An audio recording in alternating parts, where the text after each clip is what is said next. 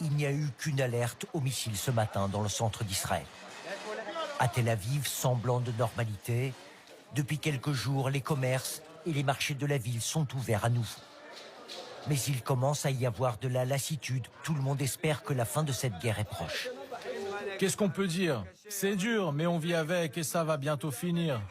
On est entre les bombes et les alertes et le travail et la vie continue. On espère que ça va finir le plus vite possible. Les Israéliens vivent au rythme des sirènes de jour comme de nuit.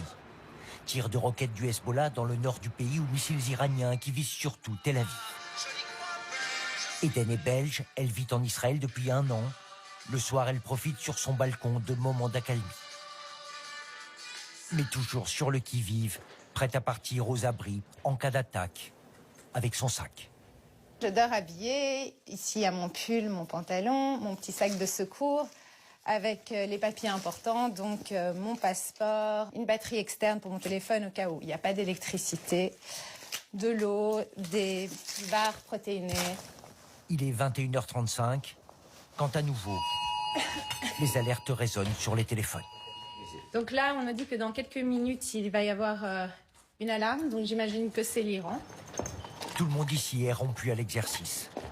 Eden doit se rendre dans un abri le plus vite possible, alors que dans le ciel, on aperçoit les premières interceptions de missiles.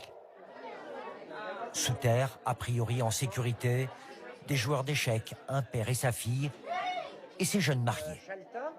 Ils se sont dit oui il y a 3 jours, dans un autre abri, un immense parking.